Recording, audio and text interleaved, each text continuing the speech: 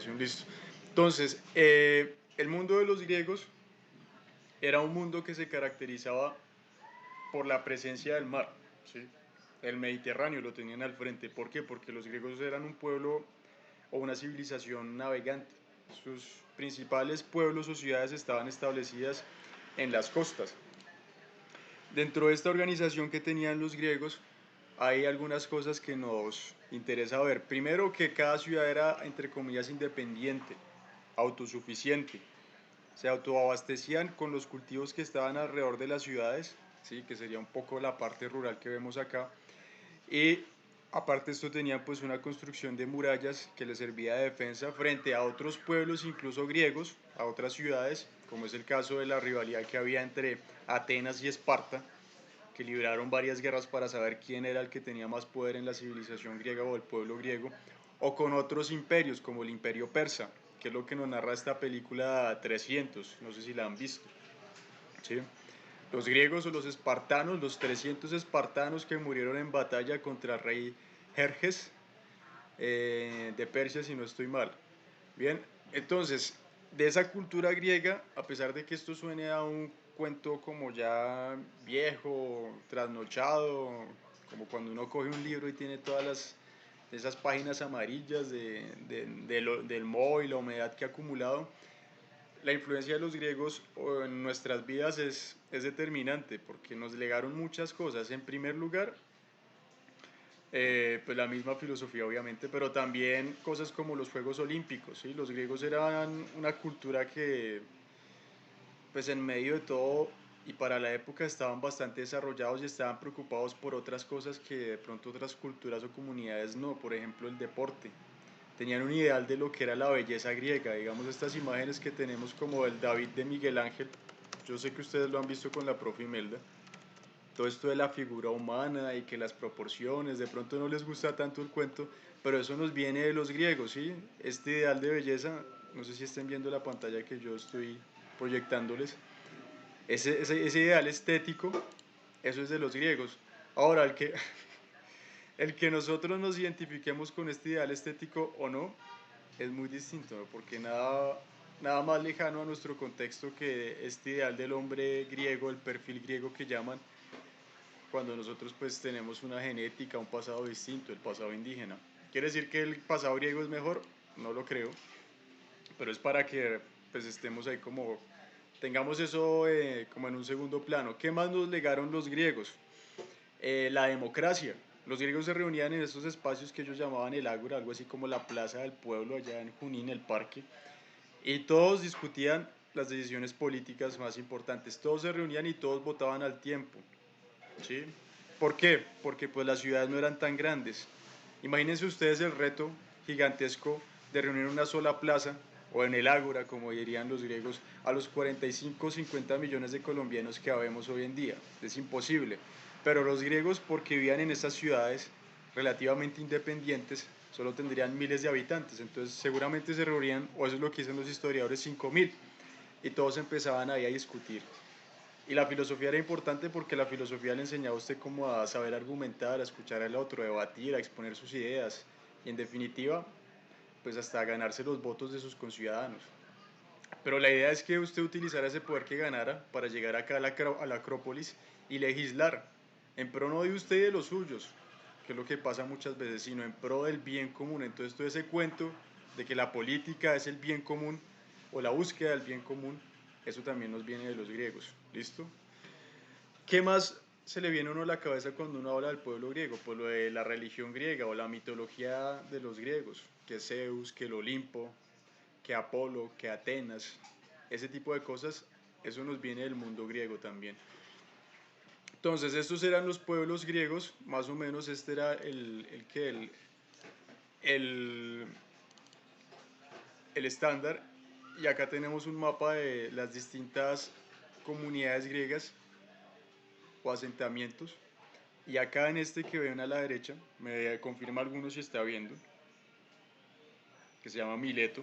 En el siglo séptimo antes de Cristo, en el 700 antes de Cristo, entre el 700 y el 600 antes de Cristo, vivió un personaje que se llamó Tales de Mileto, que a muchos consideran como el primer filósofo. ¿Qué diferenció a Tales de de las demás personas de su época? Que él intentó explicar cómo había surgido todo, el universo incluido, a través de la razón, no a través de mitos, ¿sí? En los cristianos o en el cristianismo se maneja pues todo este discurso del Génesis, que hasta cierto punto uno podría ver como algo mítico, ¿sí? ¿Quiere decir que es mentira?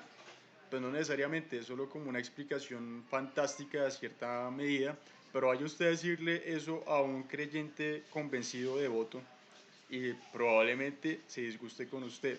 Y pues hasta cierto punto tiene razón porque pues es algo en lo que él ha puesto pues su fe, ¿no? Pero recordemos que esto es filosofía y en filosofía no hay verdades absolutas, no hay fe como que esté a prueba de, ¿cómo decirlo? Que se salve de nuestra duda, porque los filósofos, o si se caracterizan por algo, y yo también como que manejo esa propuesta, todos somos filósofos, entonces todos tenemos que dudar, no tenemos que creernos lo que nos dicen de buenas a primeras. Entonces Tales de Mileto, como era filósofo y dudaba de todo, dudaba que todo este cuento del Olimpo fuera real y se llegó a la conclusión de que todo venía del agua. ¿Y por qué creen que él llegó a esa conclusión? ¿Qué lo habrá llevado a concluir eso a Tales de Mileto? Nomás viendo acá el mapa.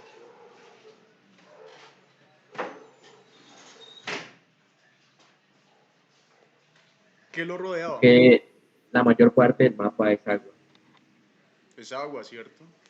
E incluso lo que dice o lo que dijo Tales de Mileto hasta cierto punto tiene algo de razón. Si nos ponemos a pensar en términos biológicos de las ciencias naturales, se dice que el antepasado común de todos los seres terrestres eventualmente vino o salió del agua, ¿no?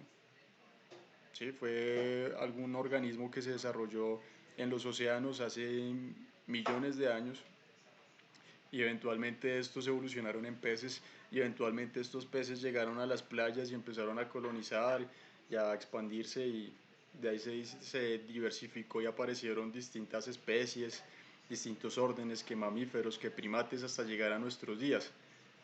Esa explicación, si se dan cuenta, es muy distinta a la explicación religiosa, ¿no? A la explicación del cristianismo que dice que en un principio estaba Dios, y que Dios creó el mundo en 7 días y que en tal día hizo tal cosa, tal día hizo otra cosa.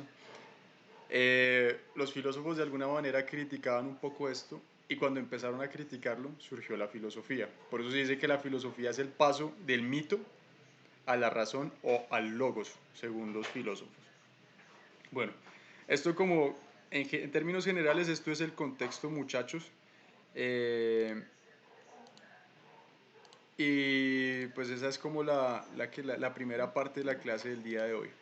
Entonces vamos a retomar algunas cosas básicas. Listo, ya entendimos qué es la filosofía, ya vimos que surgió en la Grecia antigua. Y vamos a hablar hoy de algunas cosas como el saber filosófico. ¿Listo?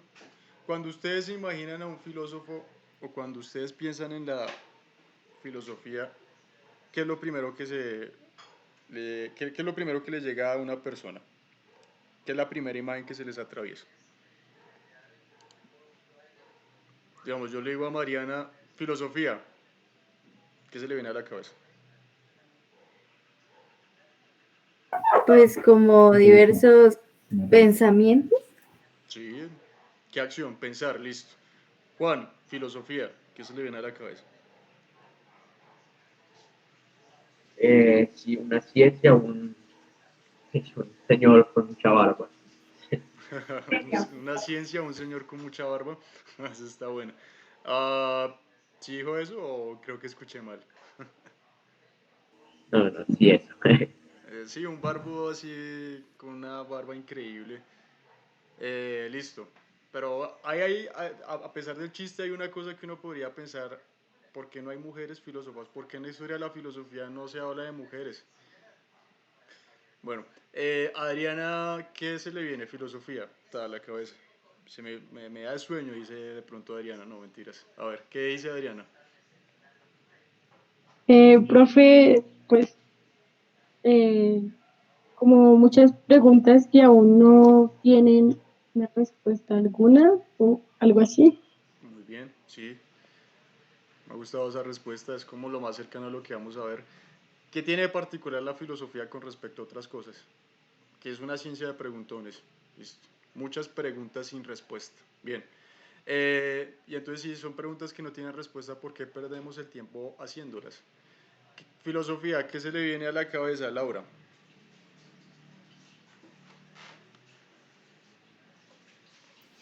Como una clase de historias viejas o algo así. Bueno, sí, la parte histórica.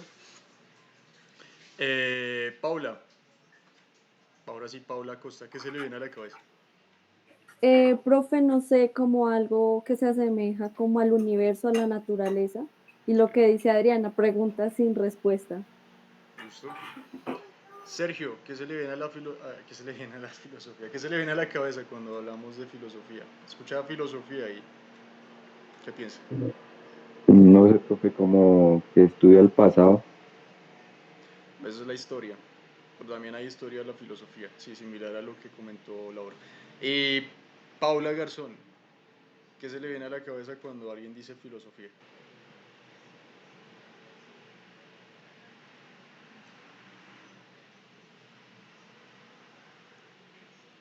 Aprovechemos el papayazo, acaba de llegar Brian.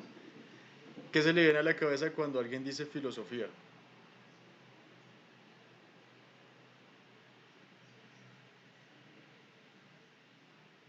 Bueno, de pronto no se ha conectado del todo. Pero sí, básicamente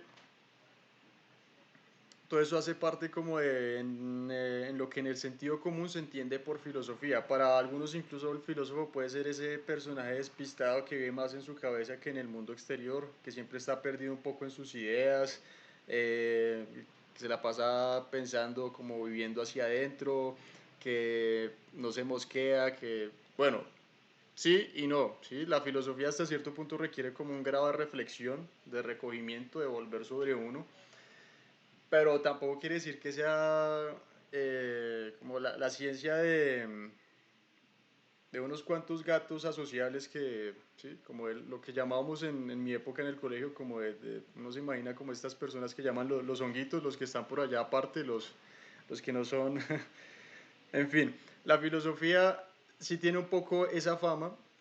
E incluso a los primeros filósofos se les criticaba mucho eso. Digamos, de Tales de Mileto existe una anécdota muy conocida, una crítica que alguna vez le hizo una señora de un mercado de una ciudad griega, como que de tanto pasársela pensando en el origen del cosmos y el universo, ¿sí?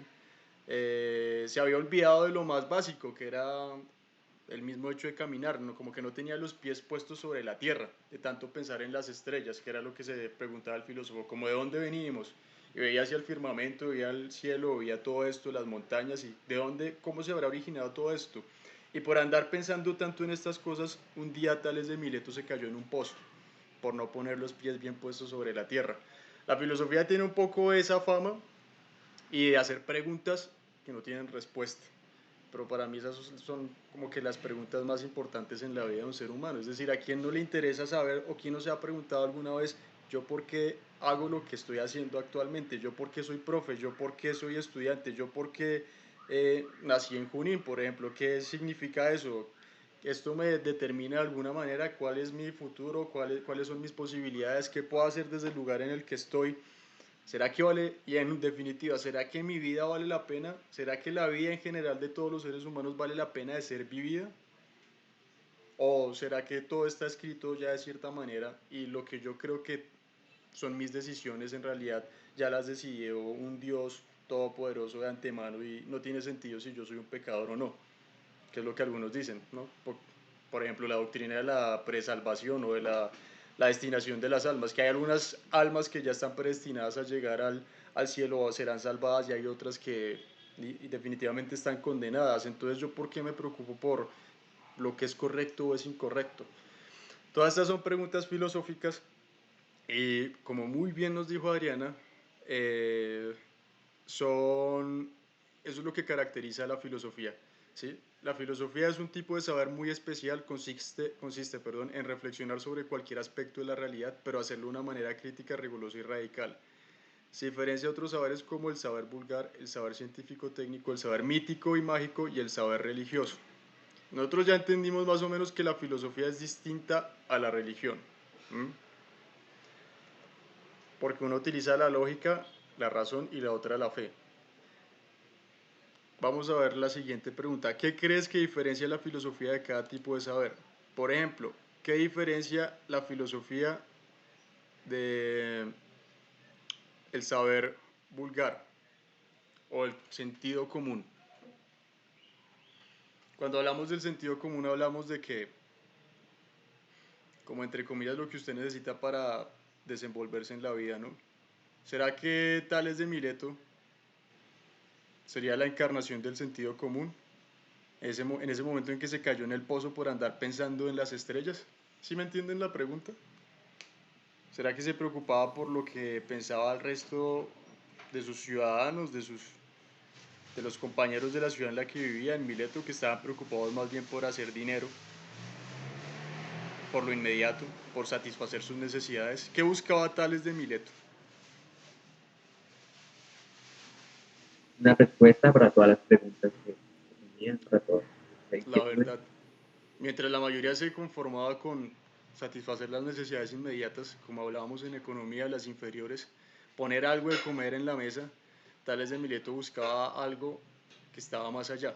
¿Listo? Aquí el ejemplo más claro que se me ocurre, porque a veces es difícil encontrar la diferencia entre filosofía y sentido común, es el siguiente.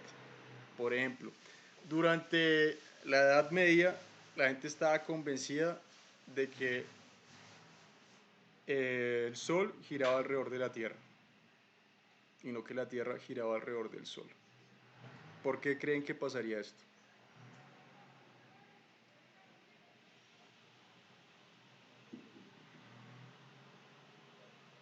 O que la Tierra era plana. La gente estaba convencida. ¿Qué les dictaba a las personas que la Tierra era plana? Lo tienen acá Que uno escrito. nunca se cae, que uno nunca se caía. O sea, no da la vuelta. Se escucha con interferencia, Juan. Qué pena. Que uno nunca se caía, nunca, o sea, siempre estaba parado, digamos, no estaba boca abajo, no estaba. Sí, sí, sí, sí. Que digamos, si la Tierra fuera redonda, ¿qué pasaría con las personas que están en la parte inferior del globo, no? Pensemos como en un balón cualquiera. Entonces, si la Tierra fuera redonda, entonces ¿por qué los que están en la parte de abajo no se caen? Por ejemplo, eso lo pensaría alguien desde el sentido común. O el- la otra afirmación del sentido común, lo que crea la gente, que el Sol giraba alrededor de la Tierra. ¿Por qué pasaba esto? Pues porque veían que todos los días el Sol salía por el oriente y se escondía por el occidente, ¿no? Entonces salía en una dirección, cruzaba todo el firmamento y luego se escondía, ¿sí? Para los seres humanos ese era el sentido común. No lo cuestionaban y se transmitía de una persona a otra. El papá le decía al hijo, el hijo eventualmente le decía a sus hijos y así sucesivamente. Y todo el mundo pensaba que eso era lo cierto y lo verdadero. Pero la filosofía, de alguna manera, pues precisamente se encarga de romper esas verdades, de ponerlas en cuestión, y es por eso que nos permite llegar a otras preguntas y a otros conocimientos. ¿Listo? La diferencia entre la filosofía y el saber mágico y el religioso. Alguien que nos colabore con la lectura de este pequeño diálogo que salió ahí en la presentación.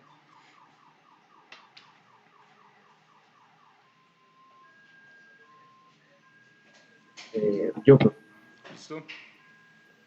este tipo de saber se basa en la imaginación y la superstición. No busca argumentos racionales para defender sus hipótesis ni las pone en duda.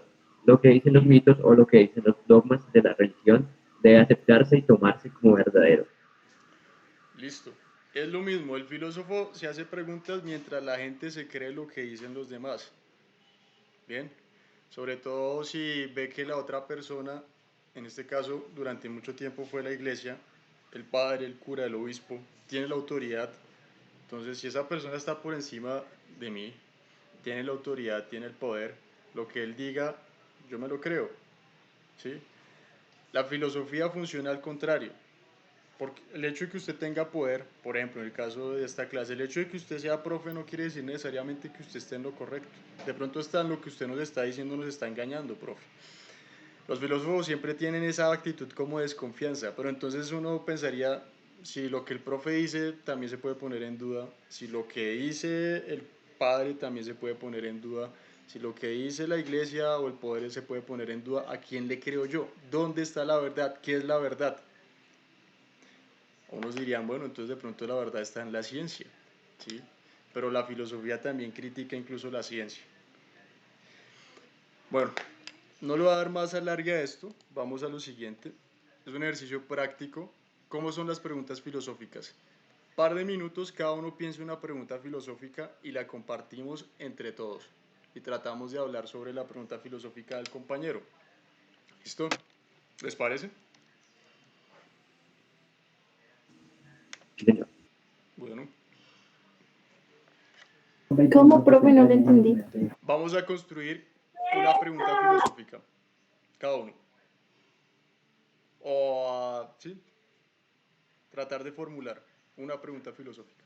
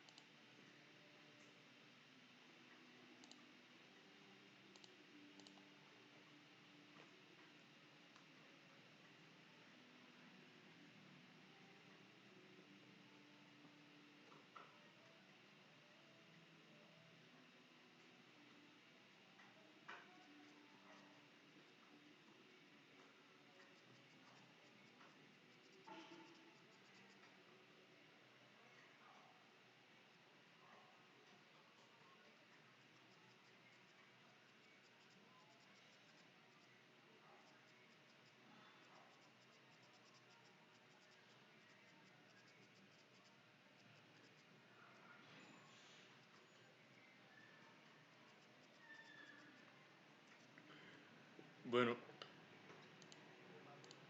bueno, yo pensaría que ya tenemos, ya tuvimos suficiente tiempo. Tampoco es que esté pidiendo una pregunta para una tesis, un libro.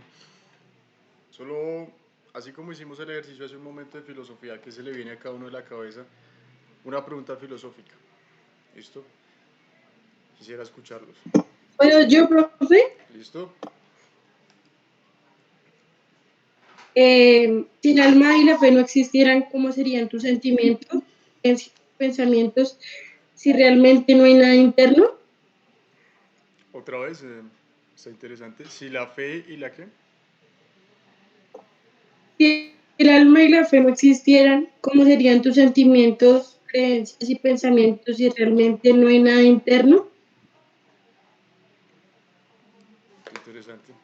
¿Podrías anotarla en el chat? Por favor, Adriana. Continuamos. Mariana. Pues mi pregunta es que si Dios existe, ¿quién creó a Dios o de dónde viene? Bien, listo. Muy bien. Yo, profe. Paula. Profe, mi pregunta siempre ha sido, ¿qué hay después de la muerte? ¿Será que hay otra vida? Hay, no sé, mi pregunta siempre ha sido esa, ¿qué sigue después de la muerte? Bueno, bien.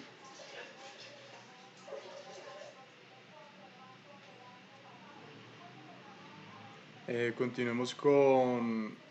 Creo que Juan había Yo prendido el micrófono. Listo, Juan.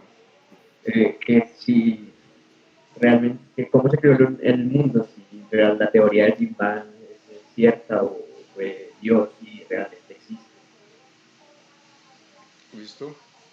Es una pregunta más cosmológica. Bueno,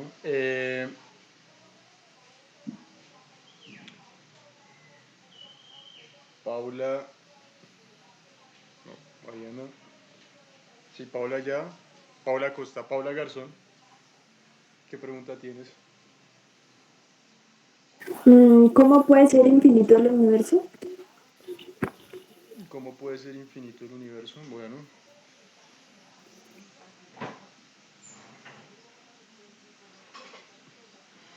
Laura, ¿qué pregunta tienes?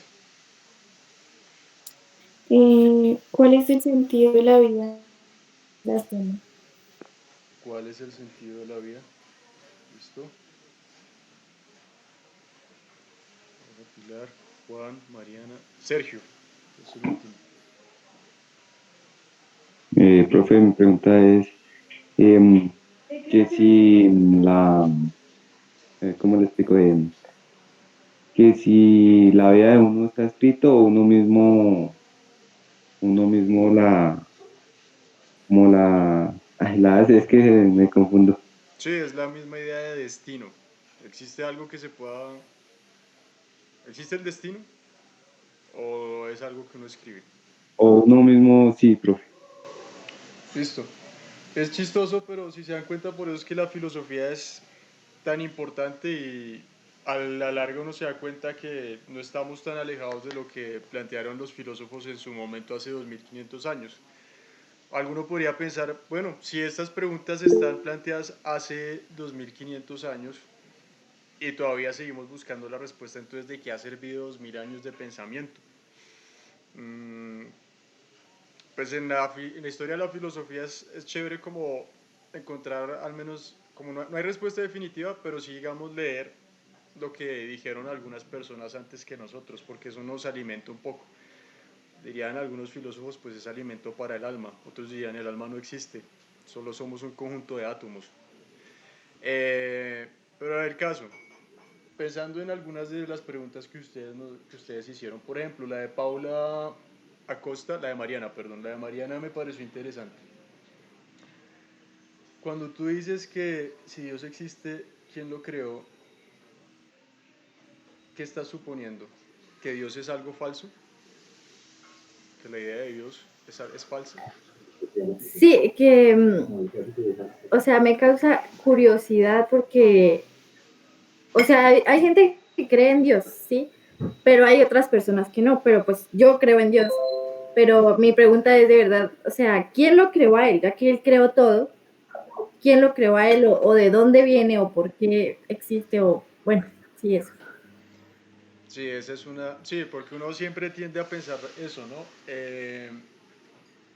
Así como uno se puede volver millones de años hasta llegar a ese punto en el que supuestamente hubo un inicio, una partícula infinitamente pequeña que contenía todo en el universo y estalló toda esa energía y se creó el universo y desde ese entonces está expandiéndose. Uno podría decir, bueno, esa partícula de pronto es Dios, o de pronto Dios creó esa partícula. Pero entonces, ¿quién creó a Dios? Siempre uno como que puede ir un poquito más hacia atrás, ¿no? ¿Y hasta dónde se puede volver uno? ¿Hasta el infinito?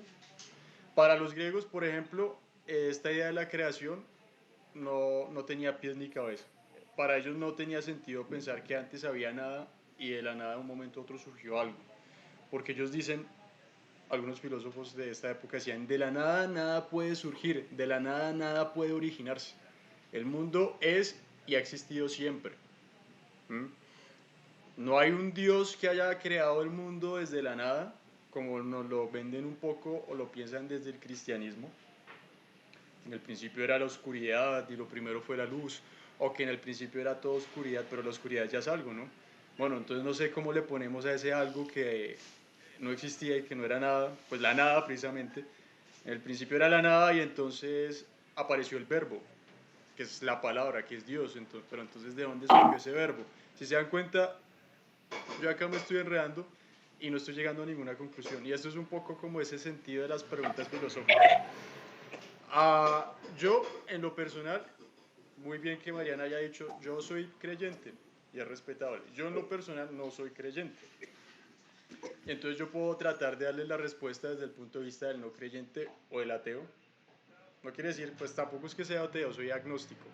Como que me parece que esta cuestión está más allá de nuestro entendimiento. Pero digamos, un ateo, como fue un filósofo que vivió hace 200, 300 años, decía, en realidad Dios no creó al hombre, fue el hombre el que creó a Dios. El hombre inventó a Dios. Dios es una invención del ser humano. Y el hombre se creó esa imagen de un Dios, una deidad superior a él, y le atribuyó todo lo que él no tenía. Entonces, si el hombre nació de alguna manera, ¿sí? Pero ahí me pueden decir, profe, pero entonces ¿de dónde surgió el hombre? Pues yo les digo de la teoría de la evolución y demás. Pero bueno, está el hombre, ¿cierto?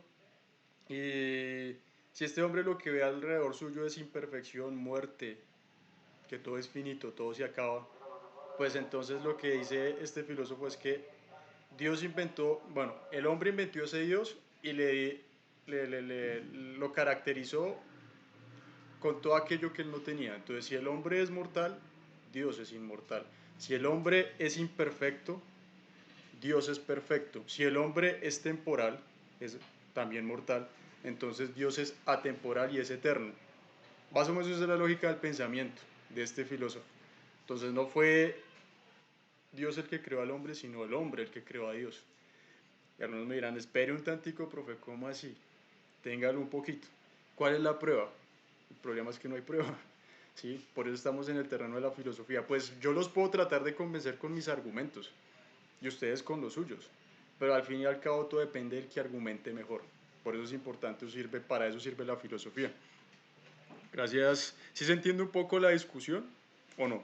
¿O estoy enredándoles la cabeza innecesariamente?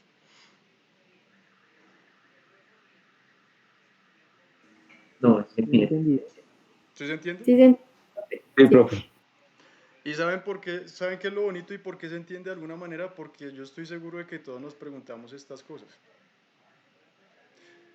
Algunos más que otros se dedican a esto, pero todos, sea usted abogado, sea usted economista, sea usted ama de casa, sea usted agricultor, usted en algún momento habrá pensado en estas cosas.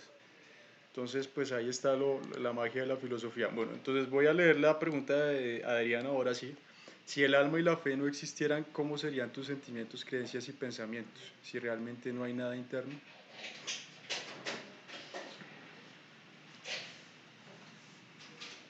Bueno, Hay varios conceptos que son muy importantes dentro de la filosofía antigua. Por ejemplo, esto del alma. Y esto de tener algo interno. Si yo fuera y me pegara desde el punto de vista del ateo materialista, yo le diría, pues es que no hay nada interno. Si yo, como dice, como en algún video de filosofía, lo planteó alguna vez un filósofo, si yo cogiera una motosierra, perdón por ser tan violento en mi explicación, y abriera el cuerpo de alguno de ustedes o el cuerpo de otra persona, ¿qué encontraría adentro? Vísceras, tripas, cosas, órganos, pero un alma, ¿dónde está esa alma? ¿Sí? ¿Será que el alma está acá en la cabeza? En el cerebro, en la conciencia. Esas son cuestiones filosóficas y también son cuestiones psicológicas. Y los filósofos fueron los primeros que se dedicaron a pensar estas cosas. De lo desocupados que eran, se preguntaban eso. ¿Dónde está el alma de las personas? Para algunos filósofos está en una cosa que se llama la silla turca o la hipófisis, la glándula pituitaria, que es un pedacito pequeño del cerebro. ¿No es pineal? Bueno, acá mi hermana me dice que es la pineal. Bueno, hagan de cuenta. ¿Y por qué? ¿Será que es cierto esto? ¿Cómo saberlo? ¿Sí? En definitiva, pues, tu pregunta, Adriana, me hace pensar muchas cosas, pero ¿qué tal que no haya nada interno? ¿Sí? Si el alma y la fe no existieran, ¿cómo serían tus sentimientos, creencias y pensamientos si realmente no hay nada interno? Bueno, seguimos. Yo creo que no me voy a enredar más la cabeza. Yo creo que ya me la enredé suficiente, espero no haberla enredado tanto lo de ustedes.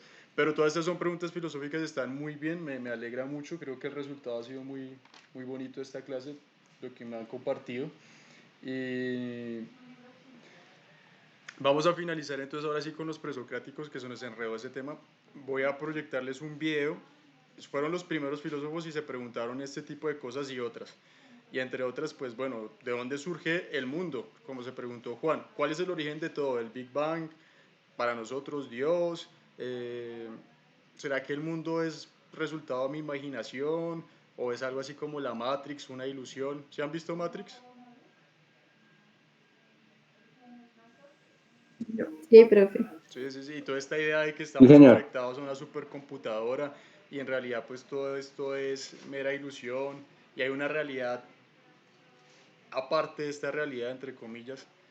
Sí, es como esta idea de que todos vivimos de alguna manera en un sueño, o cuando uno está soñando no hay nada que uno le dé del todo, como que sea capaz de darle a uno la seguridad o de distinguir cuál es la diferencia entre el sueño y la realidad, por ejemplo. ¿Sí? Algunos pueden decir, no, pues es que en el sueño suceden cosas imposibles, como que uno puede volar, no hay leyes como de la física, la gravedad no aplica, se pueden hacer cosas imposibles, pero lo que pasa es que en el sueño, mientras usted está soñando, usted pues no es consciente de estas cosas, ¿sí? Para usted todo tiene perfectamente sentido. Entonces, ¿cuál es la diferencia entre el sueño y la realidad? La realidad podría ser también otro tipo de sueño, ¿no? Esa también es una cuestión ahí filosófica. Y eso pues salen películas, salen relatos, salen cuestiones, series, animes, mangas, bueno, lo que ustedes quieran consumir. Vamos a ver el video sobre los presocráticos y terminamos.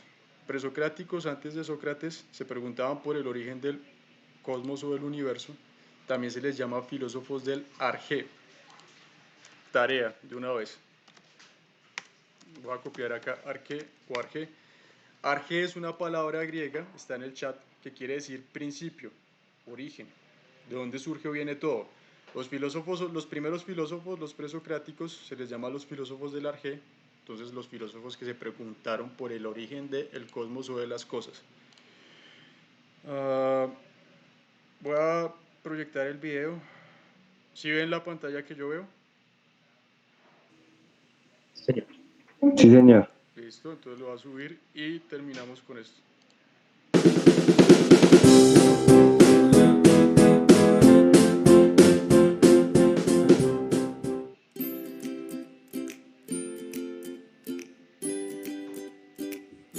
Vamos a ver quiénes fueron los primeros filósofos llamados filósofos antiguos o presocráticos.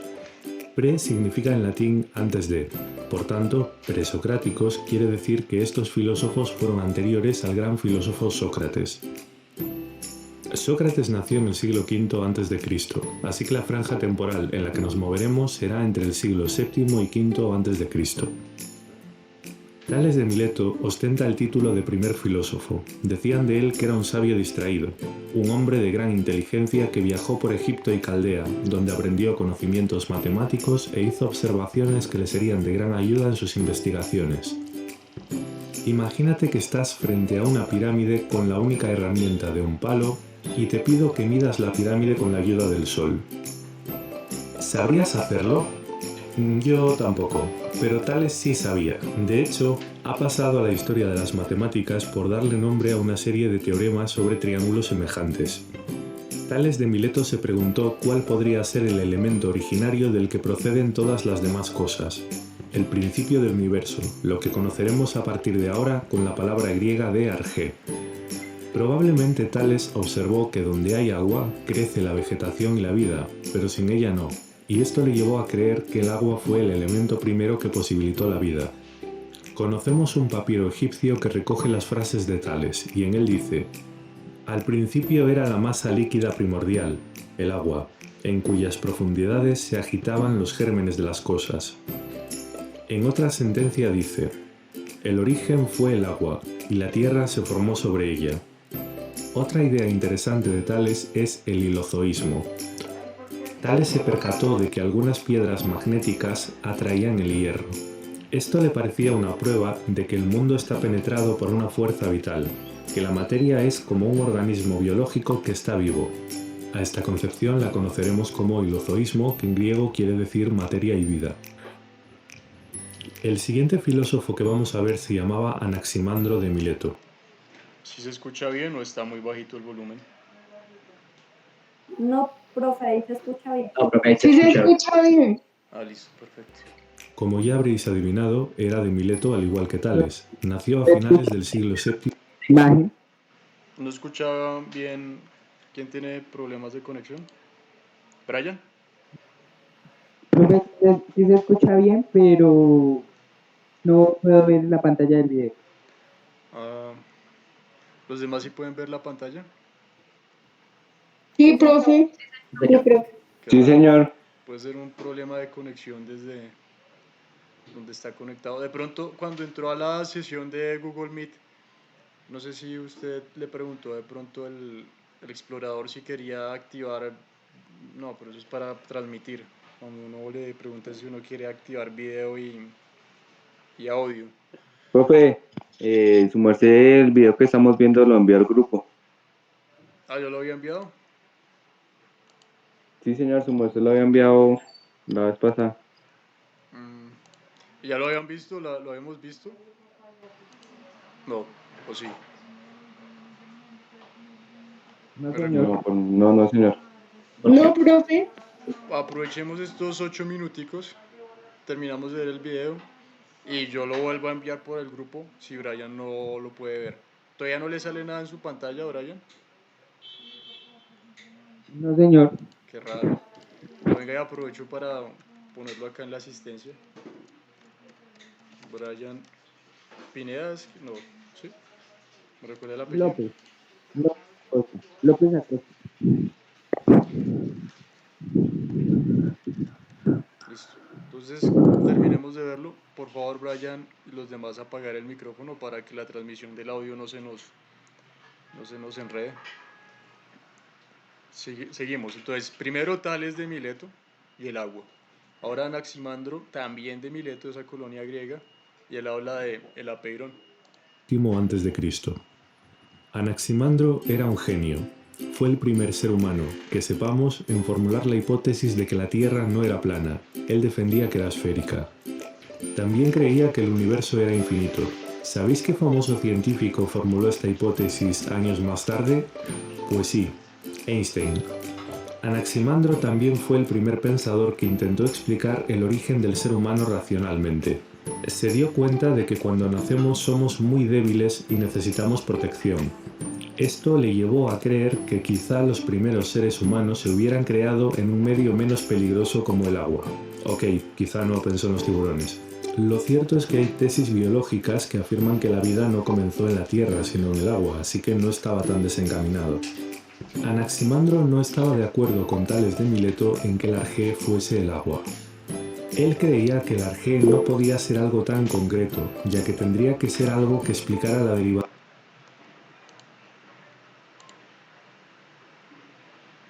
Ya puede ver Brian en la pantalla, qué bueno. ¿Sabe qué habrá pasado?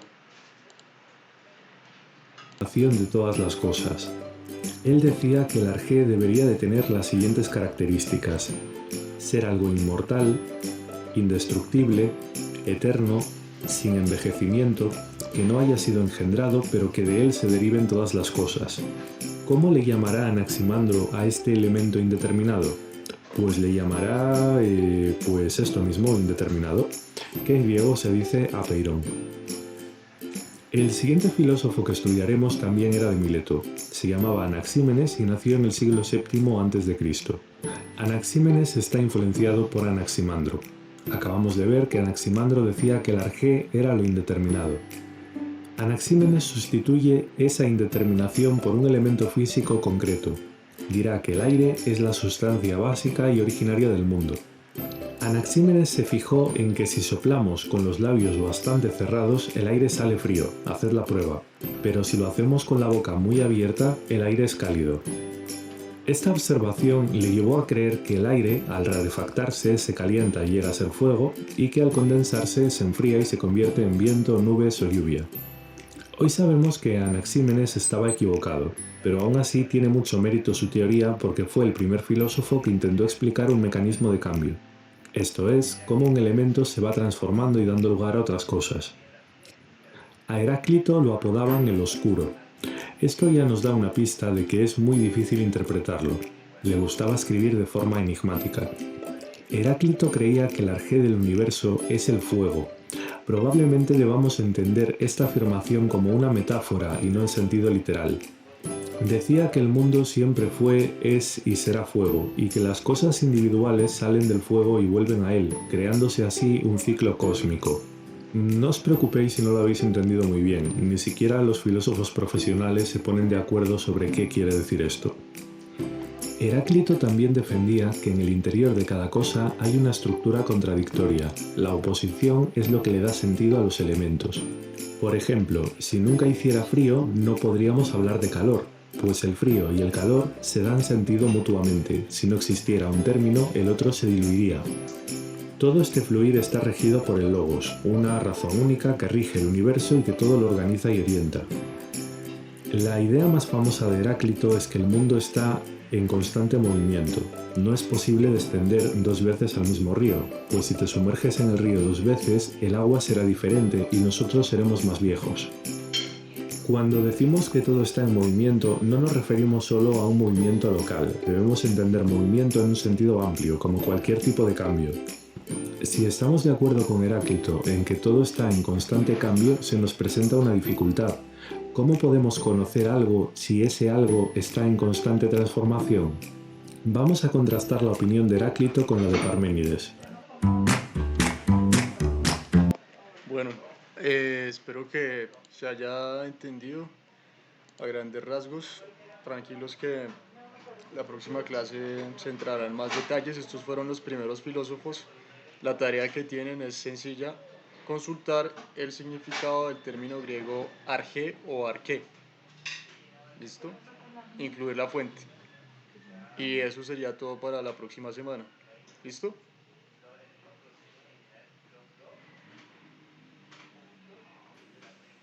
Señor, Bueno, señor. ¿No, profe? Bueno, profe. Bueno, qué gusto haber compartido con ustedes. Y pues entonces nos conectaremos por este medio la próxima semana, creo. Si ya cumplimos con economía política, ética se nos enredó. Esta semana voy a ver cuando grabo un video con el contenido y se lo subo por el chat de WhatsApp.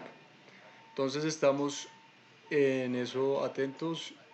Creo que en la tarde hay reunión con sus acudientes. Entonces, por favor, recuérdenles, a las 3 de la tarde con el rector, el coordinador, asisten los docentes de los 2 décimos directores de curso y pues es importante como para que se nos escuche sobre todo las dificultades que hay en internet y en conectividad, porque desde la alcaldía pues se exigió a sugerencia de los acudientes de algunos estudiantes hacer las clases de esta manera y es mucho mejor, ¿sí?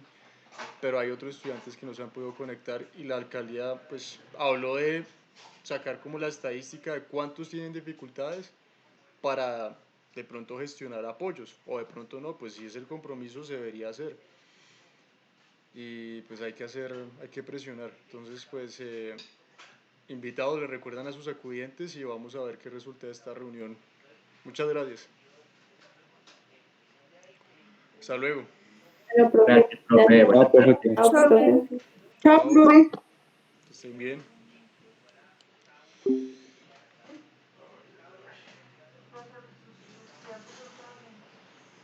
Seguro está como chévere. Pero los campos son así. ¿Cuál le parece mejor de estas que tomé hoy? Ah, ¿eso es allá en el museo? Sí. Pues es botero.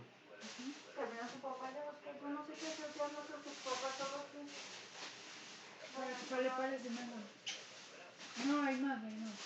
Después de la de nosotras, una turista francesa que estaba ahí en el recorrido y quería tomar foto. Todo el mundo dijo, ay, quiero foto, yo les tomo foto. No tomo foto. A mí botero casi no me gusta. No, tampoco. Pero las de la colección de Botero, o sea, las donadas Hay por buenos cuadros. ¿cuál le parece mejor? Este de Carolina sobre fondo blanco, ¿cómo se llama? Este es mi favorito. Sabía que iba a decir eso, eso también es. Ese y el de las mujeres de la vida galante. Iba solamente a ver esa de hecho. Ese es de Magritte, yo no me No, acuerdo. de Paul Del box.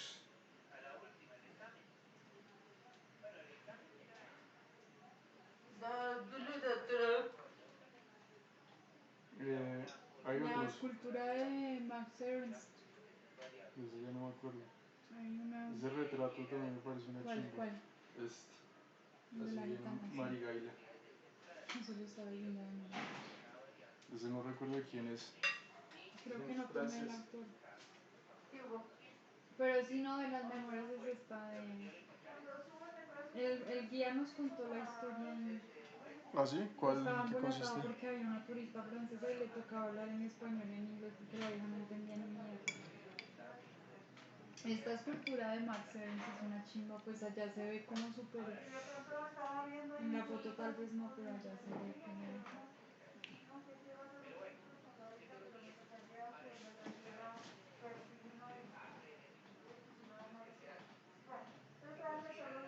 Qué lástima que de Monet y los impresionistas no tiene tan buenas.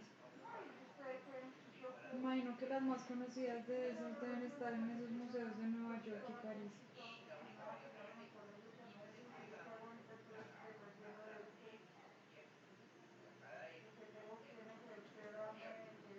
Cuesta mucha plata esa colección. Imagínense cuánto billete cuesta. La francesa no podía creer que esto fuera gratis. Decía, ustedes tienen esta colección completamente donada y no cobran nada. No se la creía. Decía, todos son originales y cómo es posible que sea gratis y todo. No sé. Pues le hablaba con el guía en inglés de eso.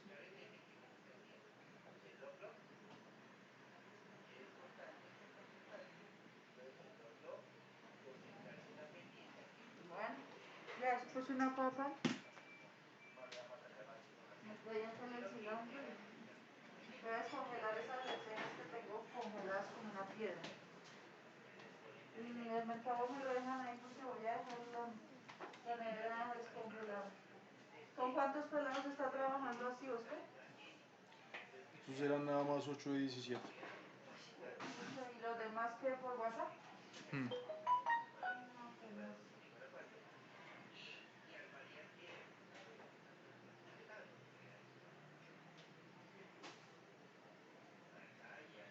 Esos cerdos son docentes. Es muy tenaz. Es como los que están haciendo presencialidad. ¿Y cómo le dicen a los que están virtual y qué?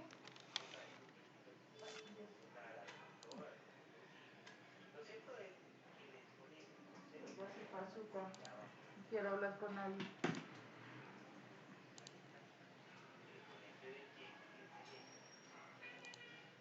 Está igual de desempleada, igual a mí. Ella sí le gusta moverse para uno y para otro, y fue el de la montaña.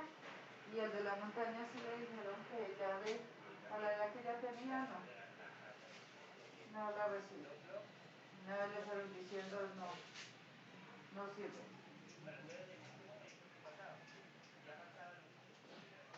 Así que ya mismo también irá a hacer Inglaterra. ¿Qué? Por la edad, ya no lo aceptará. A ver, hablar con su papá, a ver si puedo. Si él dijo que siguiera cotizando, si no, pues solo daría pensión y ya hacer vueltas y retirar lo que tenga por ahí de